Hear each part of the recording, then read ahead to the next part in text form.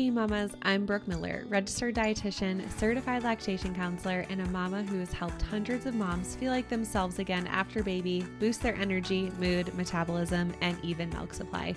Inside of the Postpartum Shift podcast, you'll learn how to take care of your health so that you can show up best for the ones you care about most. Each week, we'll tackle topics like nutrition, exercise, breastfeeding, mental health, and so much more. Plus, you'll get access to guest experts who will share ways to make your pregnancy and postpartum experience easier. Whether you're approaching the postpartum period or you're right in the thick of it, you're in the right place. Let's dive into today's topic. Hey, welcome back to the podcast. Today we're going to talk all about breastfeeding and pumping with twins and weaning and all of the things, and even pregnancy with twins. So I am not a twin mama, so I wanted to bring on a mom who is an expert in all things twins. So Megan, do you want to share a little bit about you and your journey with, pregnancy and finding out you were having twins and just kind of how you navigated all of that? Yeah, no, I'm so excited to be here. It's funny you say expert. I'm like, I'm still figuring it all out. So aren't we all though? Yeah, exactly. So I'm only 10 months in, but I've learned so much. And my husband jokes around that he's like, you can teach like 5 different courses on all these different things that you've like really researched, like great. The latest is baby-led weaning. I feel like I could teach a course on it because I love it. Gone crazy with the research. And even he joked around that he's like, I feel like I could teach a pumping course because of how much we have been through, because he was really with every step of the way. So it's been fun.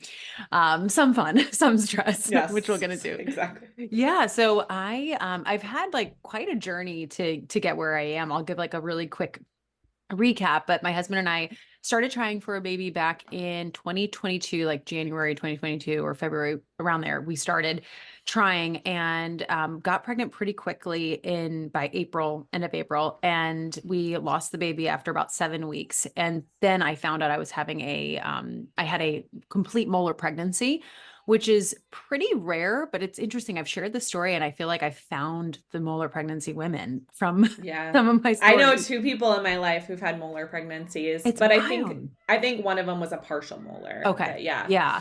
I think they said like 1 in 1,000 or something, but I feel like I found those people on the internet. And basically, I'm not going to like explain all the science behind it because I still can't very succinctly. You can just Google it. But essentially, I had to wait to try again because it was dangerous to my body if I didn't. And so they said, okay, you have to wait 6 to 12 months. I was turning 35 the week after I found this out. So I go into this appointment thinking that it's just a checkup to make sure everything's good and I can start trying again. So many of my friends had miscarriages or family members and encouraged me like, you're going to bounce back. You're going to be able to try again and probably get pregnant again quickly. Right.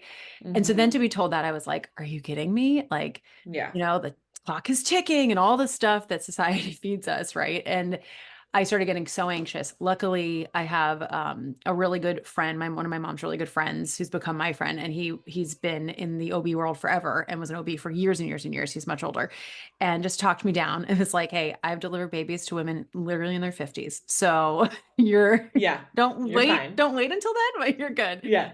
And just really reassured me, which was great. And so 6 months passed and we got the green light to go and we started trying early of 2023. I should say February 2023. Again, the timing was crazy. It was the same. It was exact same timing as the year before. Got pregnant the same time, found out end of April, early May, and 10 days, or I should say not 10 days. What am I saying? After I think 9 weeks is when I went in for our first ultrasound and we found out we were having twins. And I was like, what? Are you kidding? And it was a really interesting process because we had just a lot happen around that time. I actually lost my dad 10 days before that. And so I was feeling really sick, but I was also grieving. So I was like, what am I actually feeling right now? And I was supposed to have an appointment in Las Vegas. My husband and I have a house there and we lived there for half the year, but we had to come back to New York to do his memorial. Anyway, all that to be said, it was such a scattered appointment because it was last minute and it was at like a 7 p.m. appointment on a random Tuesday.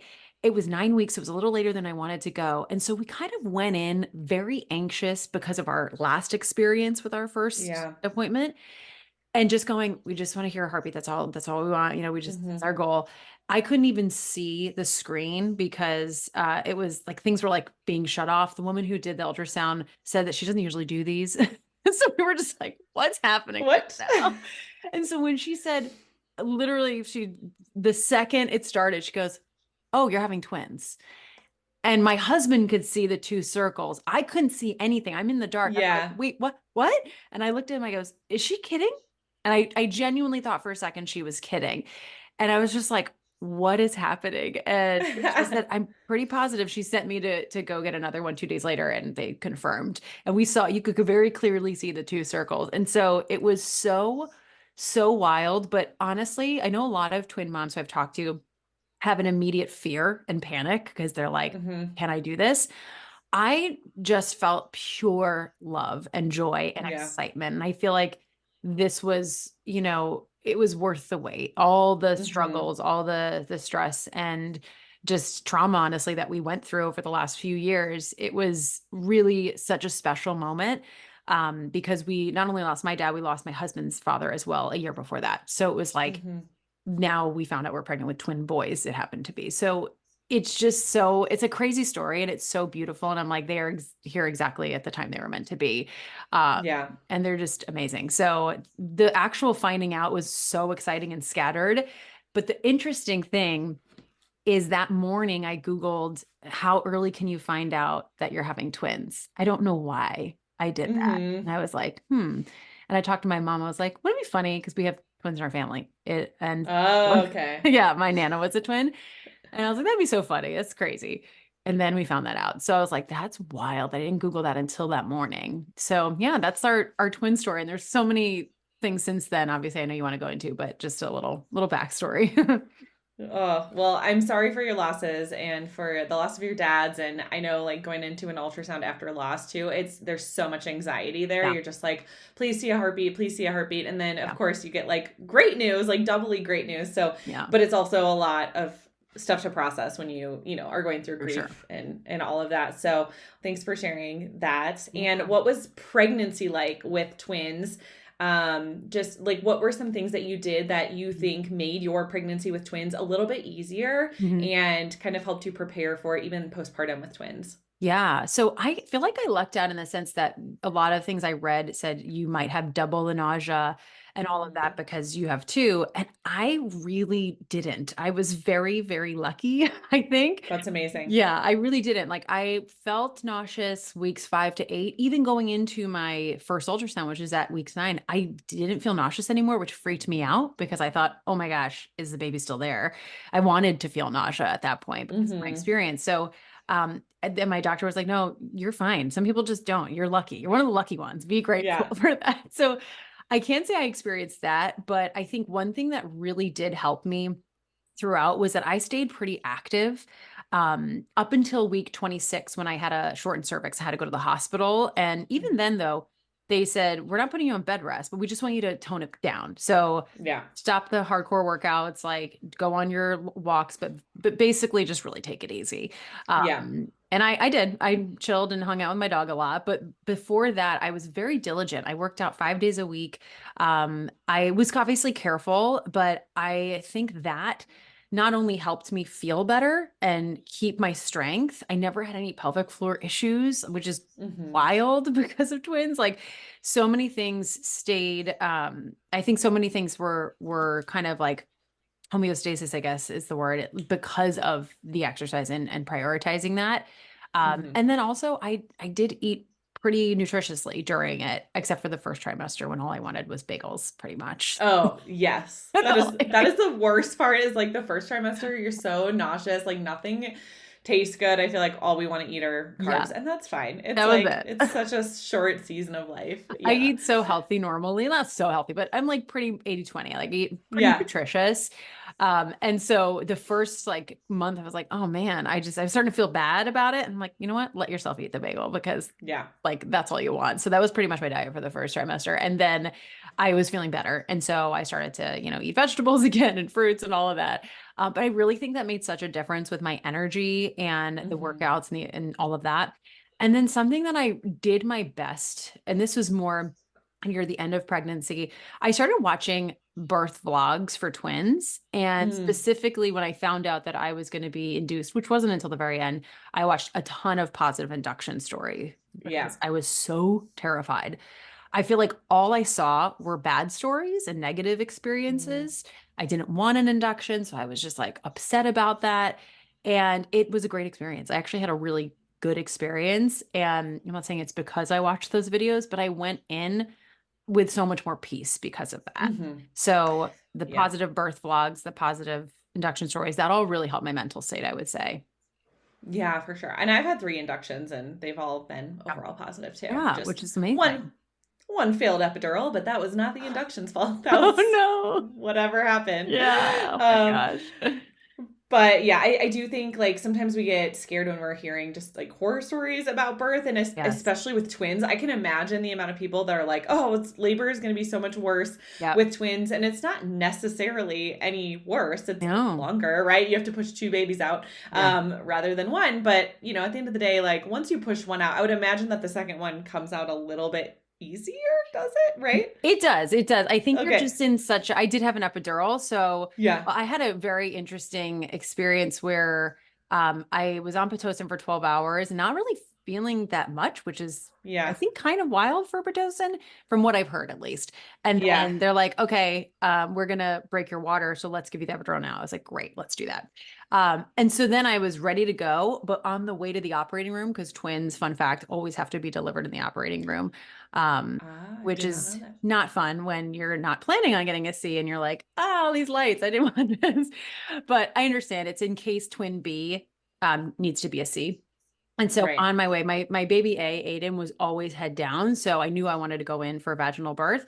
But then Hmm. B, Kevin he was always in a different position, which so mimics who he is today, which is his start. He doesn't stop moving ever. I'm like, that makes a lot of sense. He was always Yeah. always moving. And so they said if he turns, great. If he doesn't after a while and they can't maneuver it, then we might have to do a C, which would Hmm. really suck to have to recover from two pregnant or Oh two gosh. deliveries. Yeah. Yeah. I've had a twin friend have to do that. So I Oh. was really hoping, I was like, if I have to do a C, that's fine. I'll just do that for both, you know? Right. Right. So, One or the other. exactly. And so we started to push. They're like, okay, you're good. Let's go. You feel it. Awesome. I get pushed to the operating room. And then there was some miscommunication and I got a bolus of epidural. So they pumped me with so much more that by the time I got to the operating room, which was like 30 seconds away, Right. I couldn't feel anything. I was like, I can't push. I literally can't feel anything. And I worked with a midwife. I was gonna have to transfer to the doctor if I became high risk, but I wasn't. I had die twins, which are the lower risk version of Mhm. twins. And she was livid. I could tell she was like, "Why did you do that?" Yeah, it was crazy. The hospital was an amazing experience. It's like one of the best hospitals on Long Island, but this was the one little miscommunication that I was like, "Oh no." Oh So no. I pushed for about 45 minutes and nothing was happening. And I was dripping. So I was so exhausted. And Oh she's my like, God. we're going to pause and you're going to take a break. And so I did that. And I was just hysterical. I was so upset because I was like, I felt him coming out and now I can't Oh. feel anything. This is so frustrating. And so it wore off and we went ahead. And then once we started pushing, it was so fast once I could feel what Hmm. to Yeah. push. And then Kevin Baby B came 17 minutes later. And between it was kind of like I was in a trance. Like I think back to it and I was so like loopy and just like what's happening. They pushed my husband out of the way. They put the sonogram on to see where he was. And Hmm. he turned right away to go head down. Oh, good. Very cooperative. I was very proud of him. And they're like, all right, you ready to go? And I'm like, not really, but sure. Let's do this I don't again. have a I choice. know. But all in all, when I count the time that I was pushing to no avail to actually delivering, it was about an hour. And funny enough, I was talking to a friend who was delivering the same time. Like we were both in the hospital at the same time. She had a way longer induction and she pushed for more than an hour with one baby. So I'm Ooh. like, okay, I feel like I kind of lucked out in some ways. And if I didn't have that epidural experience, I probably would have done it in like 30 minutes. So yeah. Yeah. Oh, that's great. Yeah. So what were some things postpartum that you felt like kind of helped you with twins when it comes to breastfeeding, pumping, Yeah. healing, like whether it was communication with your spouse, having extra hands with certain things, maybe with meals or around the house, or what were some things? Yeah, Because obviously, when you know you're having twins, you at least know. It's not like you show up to the hospital for and you're like, oh sure. my gosh, we're having twins. Can you imagine? What were some things? I know I can't. Like in Surprise, Friends, there's two. where Monica and Chandler show up Oh, for I their know. Yes, birth. that's crazy. What were some things that you did that you feel like really, really helped make the Yeah, postpartum period easier, for sure. planning ahead specifically with twins? We definitely planned ahead as far as like I had all the stuff that you would need, like, and Hmm. then a lot of extra unnecessary things too that we learned. Oh yeah, Of we don't course. really need this. So that was great. We had food made and prepared in the freezer, which was so helpful. Just like Yes. ziti and veggies and things like that that were easy to heat up. But I will say, when people asked what they could give us, we asked for like DoorDash uh Yes. gift cards and stuff like that. 100%. And so we got a lot of that. We didn't need to cook for like 2 months, I think. It was Amazing. wild. Yeah. That's People great. took pity on us. They're like, we're going to bring over. My mom cooked every single week for us, you know? So it was just, we were really lucky. And I think that's the biggest thing is like, I'm not always the most comfortable asking for help. And I was like, you have to get comfortable with asking for help right now. Hmm. Like it takes a Yes. village. And so I did. And I was like, hey, if you can make a meal every single week for us, that'd be amazing. Or if someone asks, can I give you something? I'm like, want to send over a DoorDash gift card, which sounds like Yes. it was so awkward to ask that, but they're like, yes, thank you for telling me what you actually want. Yeah. Because, you know, some people send flowers and stuff, and those are so nice, but I'm like, it's just taking up room. I need Yep. like practical Something things. else to keep alive. I Yeah. have two new children to I'm keep like, alive. I don't want to keep something else exactly. alive. I'm already bad with plants. So I'm like, please no. So I think that's like the number one, give them food, like, because we don't take care of ourselves half the time in the beginning. So you need the food.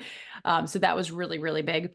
I would say having really good open communication with your partner on what you need and not apologizing for it. Like I found so many moments where because he was fully taking care of these boys just as much as I was, but when I was in the Hmm. process of trying to breastfeed and then transitioning to exclusive pumping, I started to feel resentment and annoyance because I was like, you don't have to do this. Like, I just Hmm. carried these babies, I delivered these babies. Like, it was really uncomfortable at the end there because I was Oh, yeah. huge and so I could barely move. And so I started to feel a little like annoyed. I'm like, you don't have to do anything, you know, but he was doing so much and being so amazing. And he said, like, you need to ask me. I can't read your mind. I will do anything you need. And so it was even like helping wash pump parts or Hmm. bringing me food or water anytime I was pumping, like things like that. When I first was starting with the breastfeeding, we did have a doula, postpartum doula, who was also a lactation consultant who was there a lot helping. That's awesome. Highly recommend that if you can make it happen. It was so worth it. But he also would bring the boys to me because I can't bring both at once. I ended up after about 10 days of trying that, I ended up deciding to exclusively pump because one baby wouldn't latch really. And it just felt like, okay, if I'm going to be having to feed one and then the other pump, it just felt like this is silly. Let's just pump. Hmm. And so exclusive pumping is not something I would recommend to most people because it's so much It's a lot. mentally. But the other alternative, I knew I wanted to try to give breast milk. Like that was a big priority for me. The other alternative was doing them separately and having to go get his lip tie fixed and all these things. It just at the time seemed easier. Hmm. But I will say, and I'm sure you've come across this with so many people you worked with, I felt like the immediate 72 hours after they were born, I really felt like if I didn't get it then, it wasn't going to happen. Hmm. And that's kind Yeah. of like the narrative that was fed to me in the hospital. And they Yeah. made that seem so huge that one night I opted to send them to the nursery to sleep because I like was up for 20, gosh, 30 hours and pushed two out. It was just so, I was so beyond tired and Yeah. I desperately needed that. And they're like, oh, you didn't pump? And they made me feel so bad about it that I was like immediate mom guilt. And I'm like, man, I got to make up for lost time. And so I thought that I just ruined it all. And looking back, I Hmm. really wish I gave breastfeeding a longer, or I should say nursing, because pumping is breastfeeding, but I Yeah. really wish I gave nursing a longer shot. I do think I could have gotten there. But man, when you're just so drained and so exhausted in that point, it's easy to like want to give up on it. So it was so Yeah. wild. And then I started my exclusive pumping journey, which I can totally talk about too.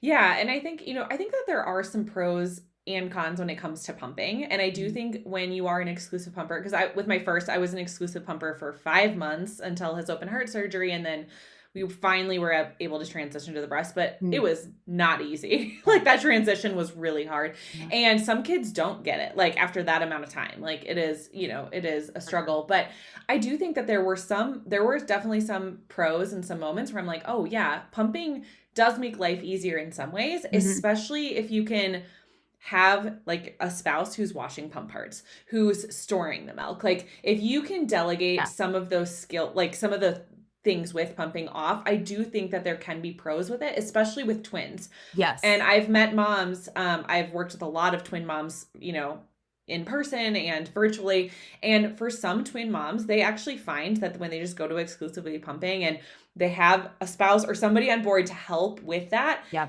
a lot of moms find that that's actually the easiest thing to do. Mhm. But some kids who do both latch super easy right away. Some moms find, oh, if they both latch super easy day one, then it can be easier to just nurse them at the same time. But it is still, you still need help, like getting one to latch and then, having somebody bring you the other one. Like it's Yeah.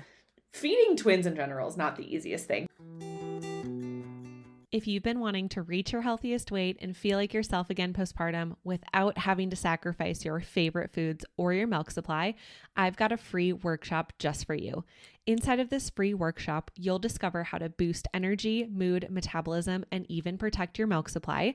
You'll learn common mistakes that moms make that actually cause exhaustion, mood swings, low milk supply, and weight loss resistance to become worse, things that moms don't even realize.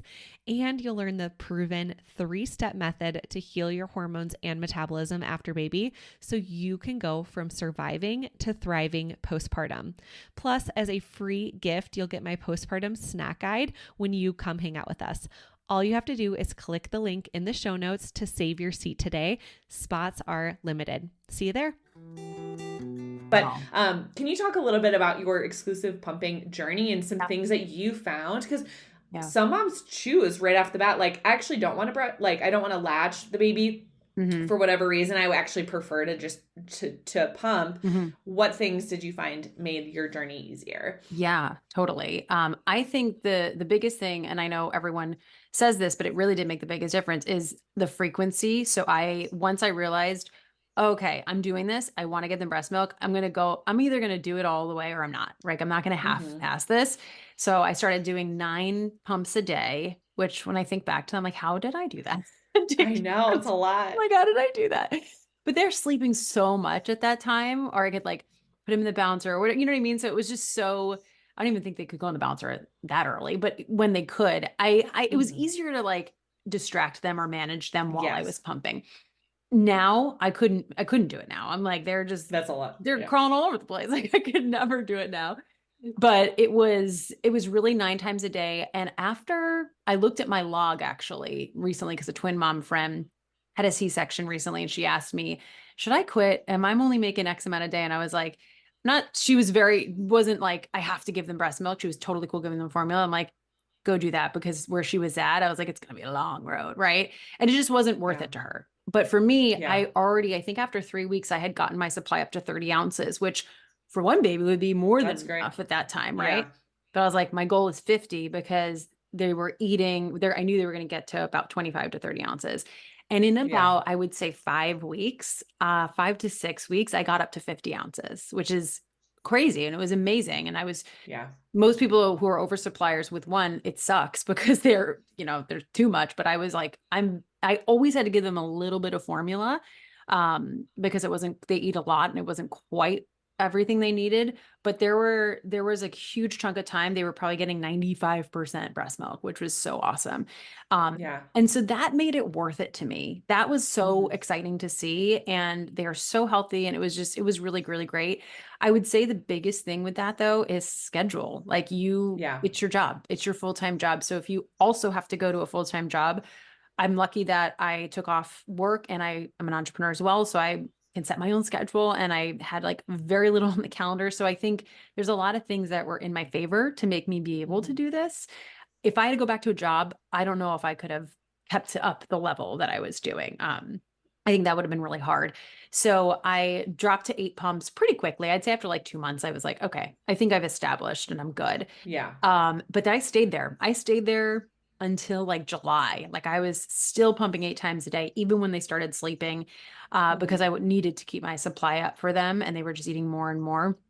But I would say the timing was really big. The communication with my husband, like there were certain pumps that I knew they were up, and as they started to move a little bit, like I needed help. So I would try to coordinate where he could watch them, or my mom would be over or something, because that was the trickiest thing with twins, is like taking care of them while you're pumping. Right. I did start to use my wearable a lot more, but even then I can't really hold them while I'm pumping. So it was a Right. little, that was the hardest part. And there were many pumps that I had to stop really short because they just needed me, you know. But I would say overall, I worked out a good system of like keeping them in the bouncer or feeding them while I'm pumping. And, you know, when I look back on it, it was the hardest thing I've ever done. But there are a couple moments, like the first time I was feeding them while I was pumping, I was like, I feel like I'm a rock star right now. Yes. Like, Yes. this is such a, I remember being like, what am I doing? I'm like, literally have 2 bottles in my twin's mouth on this twinsy pillow, which all the twin moms know the twinsy pillow is the best thing in the world. As I have my pumps on, I'm like, this is like, I am a rock star. I just felt really good, you know?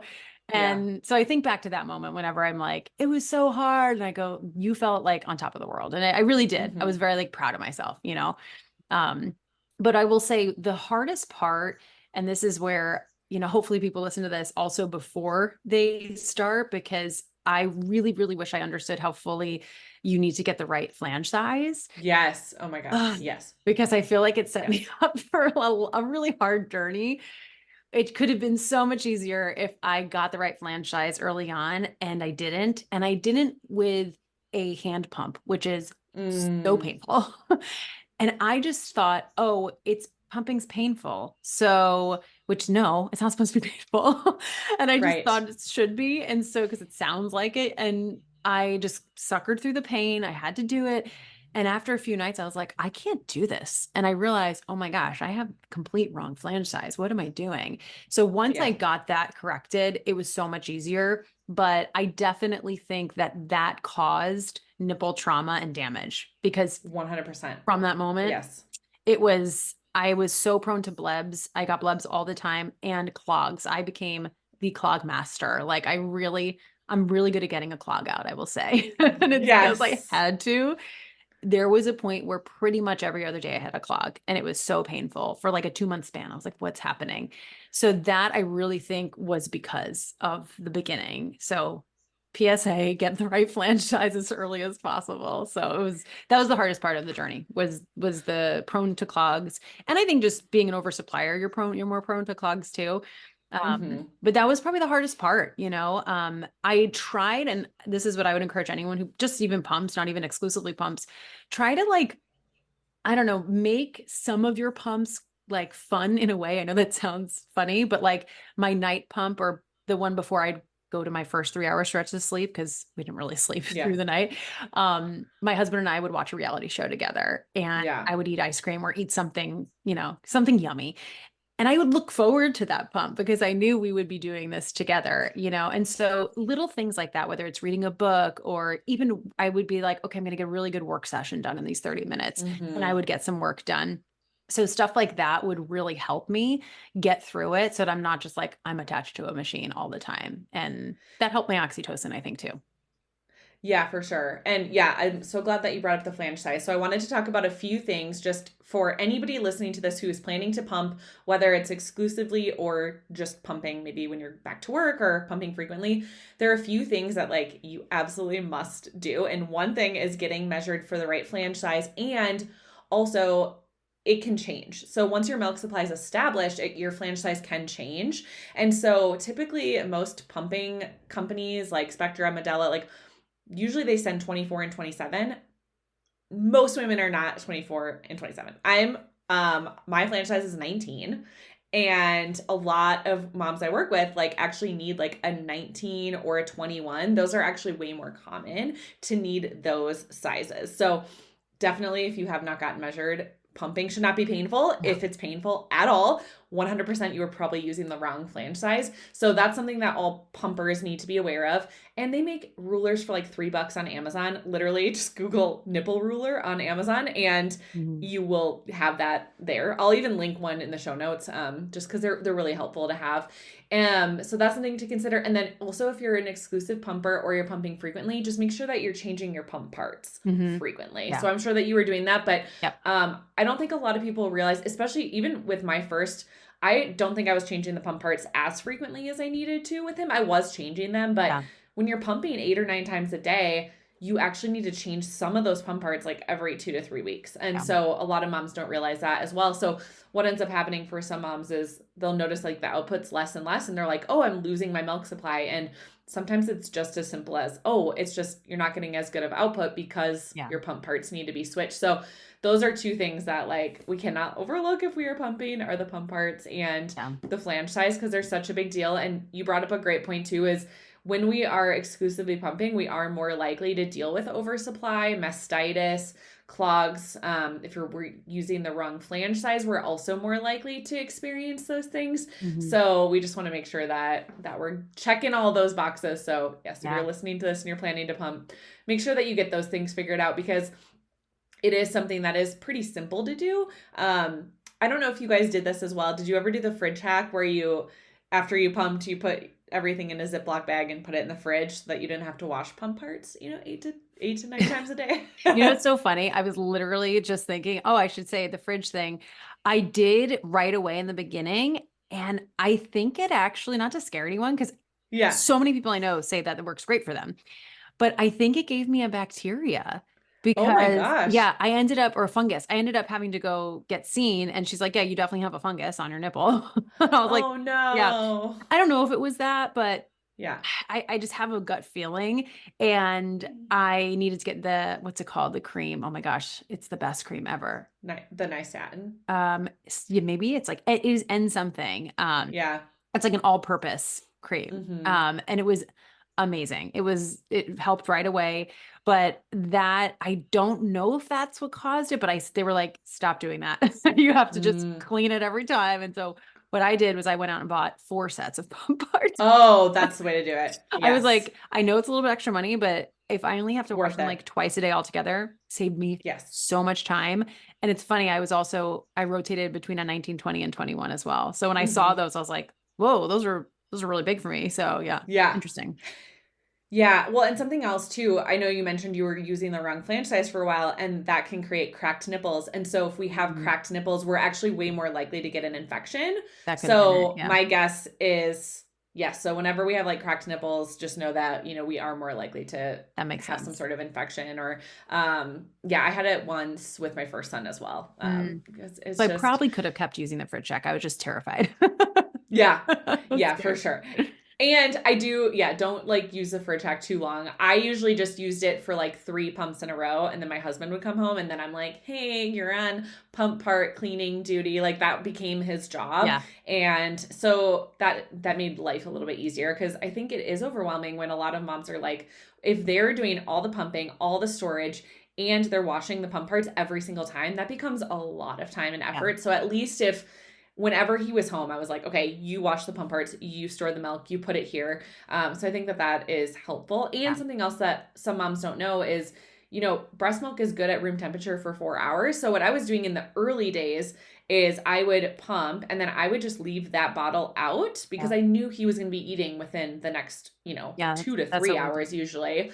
Yeah. And then then it's at least it's room temperature. It's not super cold where you have to warm it up. So those are just some things that make it easier. And I will say too, if any moms are listening to this and planning to exclusively pump, I would 100% do like a hospital grade pump most of the time. So Spectra is like my favorite brand. The wearable pumps are totally fine, especially if you're using them like once a day. But if you are pumping, 8 or 9 times a day, I would recommend trying to use a hospital grade pump. most of the time. Yeah. It doesn't have to be every time. Just because those motors tend to last a little bit longer and they work a little bit better. So do you want to share a little bit about just the weaning process, mentally, physically, how all of that was going? Because I think some people are very intimidated. I think some moms are like, I'm going to go from 9 pumps a day to 0. And I'm always like, no, like, let's not end up with any, you know, mastitis or engorgement or like any pain. So what was that process like for you with twins? Because, you know, gradually weaning with one kid is a little bit different than usually weaning with twins. Yeah. I once, like not regret that I have, but I wish that when I got the nudge, like, I think I need to wean, I wish I started, because it took so long that I was like, oh man, if I started when I had that inkling, even dropped 1 extra pump, you know? So what really prompted me to start to wean is my supply drastically dropped. And I did everything you said. I replaced the parts. I was really diligent about that. I checked the size. All that was good. And I did everything. I had the sunflower left. If one more person recommended that to me, I was like, guys, I've been on it since day one. I've been on it since day one. It hasn't really helped with my clogs. It's great for so many people, but for some reason, I don't think it like did much for me. I don't know. Yeah. But I just was like, I'm doing all the things, literally everything. And I was like, I think this is a sign I am meant to wean. And I just, that's what I took it as. I took it as a sign, my body telling me. My boys were eating a lot more food at that time too. So that makes a big difference. That was part of it, you know? So I said, okay, let's do this. And that was like the beginning of 7 months. I think they were 7 months. So I would have been completely done. Or no. Sorry. The beginning of 8 months. I was completely done by the time they were 9 months. Yeah. It's only been a month. I feel like it's been a long time that I've been done, but it hasn't been that long.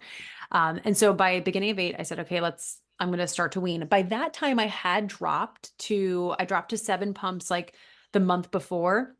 And then I dropped to 6, like 2 weeks after my 7 months pumps. Cause I was like, okay, I'm over this. I'm ready to go. So I know that was also why I dropped supply, but I'm talking from 50 ounces to like 30 to 25 ounces, like very quickly. And I'm like, this seems. Did your period come back at that time too? No.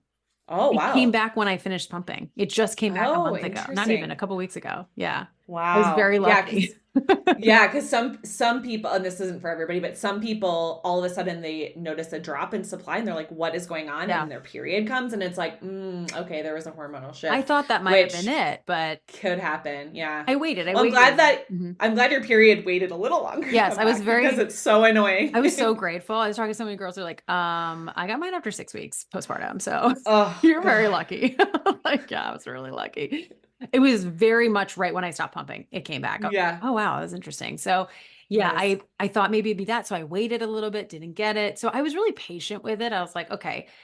But for me to go from 50 to 25, still pumping 6 times and like increasing my pump times. So my time pumping was like almost the same, honestly. Oh yeah. I was like, this just doesn't feel worth it for me. The juice isn't worth the squeeze. I was so mentally burnt out by it, you know? Yeah. And because I was feeding my boys and doing baby-led weaning, it's so messy. It's such a long, involved process. I was like, I don't think I can physically do this anymore for my health. And so I know it was the right decision. So I was at 6 pumps when I started weaning. So what I did was I first dropped a mid-morning, I think it was my 10 a.m. to 5 pumps. I did that for a couple days for like 48 hours to make sure nothing was going on, no clogs. I'm very prone. So I wanted to not get those. And then I didn't drop my next one. I started to move my 3:30 forward an hour. For like, I moved it to like 4:30, stayed there for a couple of days, moved it to 5:30, stayed there for a couple of days. And I did that until it coincided with my like 6:37. So then I was down to 4, but that just those 2 steps took me like almost 2 weeks to do. Yeah. Because I did start to get some clogs and I was like, oh no, this is painful. Let's slow down. And then after that, I believe the next one I dropped was my 4 p.m. because it was like the most inconvenient one. I was like, this is the hardest one to get in. It's chaos. That was amazing. That just helped so much. And so then I was down to 3. And what I started doing is just lessening the time of the pumps. And so I slowly did that over the next 2 weeks. And I went from like 25 minutes to 10 minutes to like basically 5 minutes. And then I would drop to 2 for a couple of days. And then I dropped to 1 and I was only at 1 for like a couple of days. And then I was done, but I've heard this happens to some people. I got a clog like 3 or 4 days after I was done. I was like, Mm-hmm. what? I did this the Yeah. right way. Why is this happening? I got really nervous because it really was a painful one and it lasted for like over 24 hours, which normally I get mine Oh, out quick.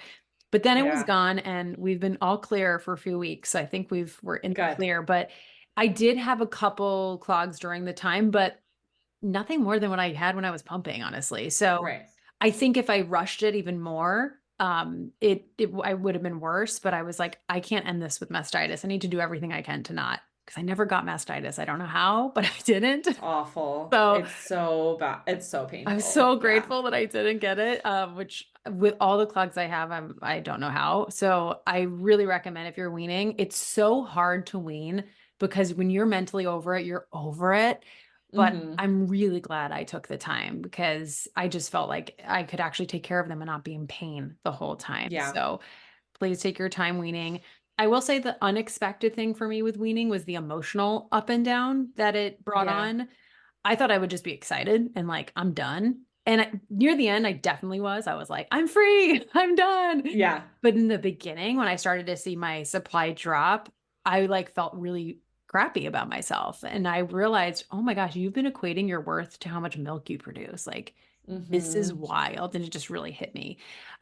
So just beware. Your hormones are going all over the place when you're weaning. Like, give yourself grace, let yourself cry. One day you're going to be like, should I stop? I regret this. One day you're gonna be like, I'm over it. So just Mm-hmm. remind yourself why, because there were moments I thought, should I just stay here for a while? And I had to, for me, realize, no, you're meant to be done fully. Some people want to stay at like the 3 pumps a day or whatever. But again, the juice wasn't worth the squeeze for me with how much little I was producing for twins. So Yeah, and I think that's the biggest thing is like remembering that our worth is not determined by the ounces we produce, and also really tuning in and saying like what is best for me in the season of life. And for some moms, it's like they're like, should I wean because they don't have the support. And so for some of those moms, it's like, hey, actually if your spouse or somebody can help you in certain ways and make your life easier, then maybe for some moms it's like, oh, it's actually worth it for me to continue, I don't know, 2 or 3 times a day as long as I'm getting support in these areas of life. And then some moms are like, nope, I feel good in my decision. And so just really asking yourself like, where am I at? Because my goal as a lactation counselor for moms is I just want them to reach whatever their goal is. So some moms I work with, they're like, my goal is 6 weeks. Some moms, 6 months. Some moms, 2 years. Like whatever your goal is, it's like my goal is just to help you get to whatever your goal is. And everybody has their own goals for their own reasons. And just really tuning in and being able to ask yourself like, where is this worth it? And of course, any amount is great, and you're giving them that immunity and they got that immunity from you, and that's incredible. And also it is totally normal for our supply to drop when we hit 6 months because they are eating solids and they're eating a lot of solids, but some kids love solids and they're eating so many. And so it's like, yeah, that's totally normal. They're getting nutrients from all these other foods, which is great for their health as well. And so yeah, I think that that's such a great reminder is like our worth is not tied to how many ounces we make. yes. And also, take the emotion out. The other thing I remind moms is don't decide to wean on a bad day. Like really look at your week as a whole, like make that decision from a day where you're not frustrated.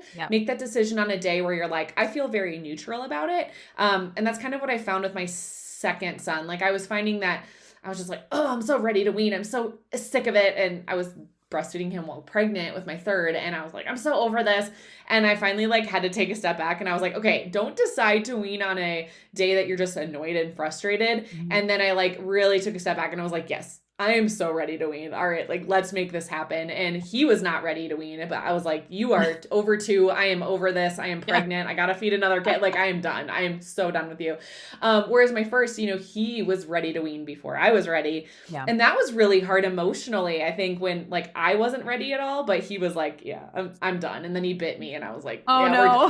we're done. I'm, then it was an easy decision once my nipple was bleeding and I was like, okay, You're yeah, like, maybe we're right. And I think that's the hard thing with breastfeeding is rarely are the moms and the babies on the exact same page with weaning. It's like either mom is ready for like first, or sometimes our kids are ready and we're not ready. And so that is the hard process with weaning. It's there's a lot there mentally and physically to go through. And I'm so glad you touched on how you weaned physically, because that is something I always recommend to moms is don't wean overnight. You know, it may take a few weeks, but that's going to be best so that you don't end up with, you know, mastitis or clogs or just feeling physically uncomfortable. So it is better to go slow so that we don't set our bodies up for any, you know, uncomfortable things that may happen. 100%. No, I love that you said don't quit on a bad day. I've heard that a lot, and it's so true. And it's why, like, when my supply like really drastically dropped so quickly and I was still pumping that so many hours, I was like,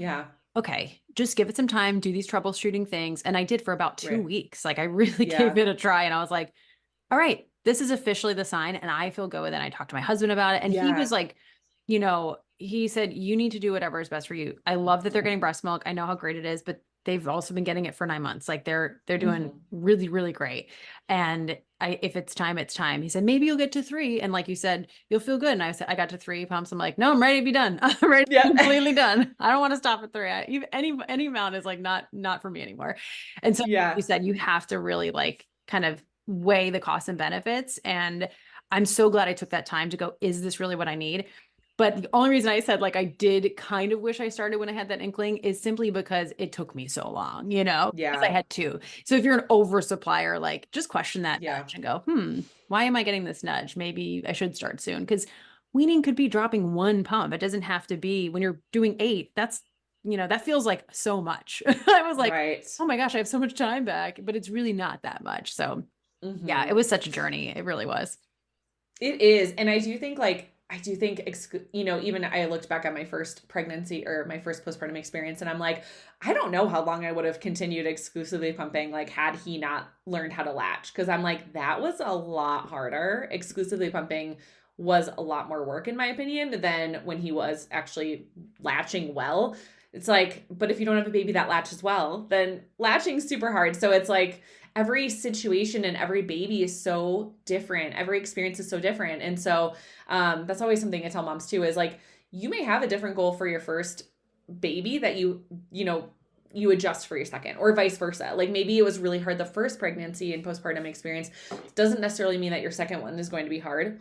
Or maybe your first one, you know, was difficult. Maybe your second one's a lot easier. And so every experience and journey is so different. And so I think we just have to give ourselves grace and ask, like, on a neutral day, what are my goals? Okay. And then if that's my goal, in what other areas of this postpartum experience can I maybe delegate or ask for help so that I can get there? So if your baby, you know, has trouble latching, like, or your pumping is painful, okay, let's look into that and make sure that, you know, it's not something that we can, you know, quickly fix, because we don't want to be breastfeeding or pumping if it's painful. We don't want to be doing things when it's, you know, a lot of work or a lot of just difficulties. And sometimes there's some problems that moms face where it's like, oh, this is actually such a simple fix. And so we just want to make sure that we're getting support if there is a simple fix available. And then, really tuning into like without judgment, if nobody else has a say in my journey, just me and my spouse and my kids, like what's going to be best for my family. And then whatever decision you make, you know, asking for support with that. Because even with weaning, you still need to ask for support with that process. Like, hey, this is what I'm doing because I'm weaning. I'm going to need you to help in these other areas. You know, I need you to help with the baby-led weaning and with the formula and all of these other things. And so I think just whatever you decide, making sure that you're openly communicating and asking for help is really important. Oh, yeah. I just like the moms who do it by themselves. They're Super MVPs mom. Because I'm like, I would not have lasted exclusively pumping if I didn't have my husband. Like I really could not have done it because it was so much. It was just so much. And even just to vent, like this guy, again, he could teach a course in pumping now, I swear. Like he's learned every nitty gritty thing about it. And like, he knows all the terms. He's like, I know all this stuff I never thought I would know. And it's hysterical. Cause I was like, I'm sorry, but you're my venting person right now. I need to vent to someone. I'd cry to him when I had a clog.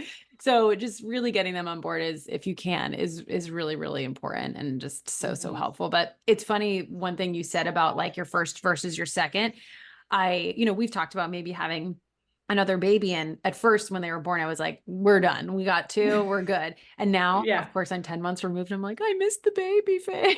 And I'm like, and we're definitely going to wait a bit. But I said, like, when I was in the weaning process, I said, if we have another baby and they don't latch, I will go straight to formula. I'm not exclusive pumping again. And he's like, you say that now. And then now that I'm done, I'm like, yeah, maybe I would do it again. You know, yeah. It's so funny how in the moment you're just like, never again.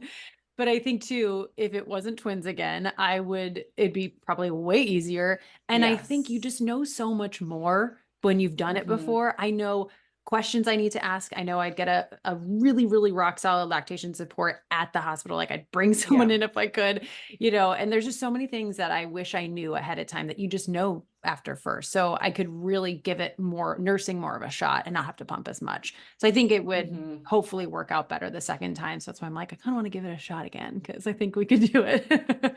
Yeah. Well, just having one baby to feed versus two is easier, like just that straight up would be easier. And then of course, going into any postpartum or breastfeeding experience, I do feel like usually we learn so much from the first experience that we do feel more prepared. Our spouse feels more prepared. And I do think in general, it tends to be easier the second or third time around, just because you have that confidence of like, oh, like now, I know how to get the right flange size. Yep. So now you're not going to run into likely as many clogs or, all of those issues. So like a lot of those issues probably wouldn't happen. And so when we're like, oh, I'm pumping and these issues aren't happening, it is easier to continue longer term. So for sure. Well, thanks for sharing so much. I think, I know one of my friends is pregnant with twins right now, so I'm going to have her listen to this as well. But I just know there's a lot of moms out there who are breastfeeding twins or pregnant with twins or, twins run in their family, or maybe they're going through fertility treatments. I have a lot of listeners going through that and they're more likely to have twins as well. So it's just nice to talk to a mom who's been through that experience, because I can't speak on that from a personal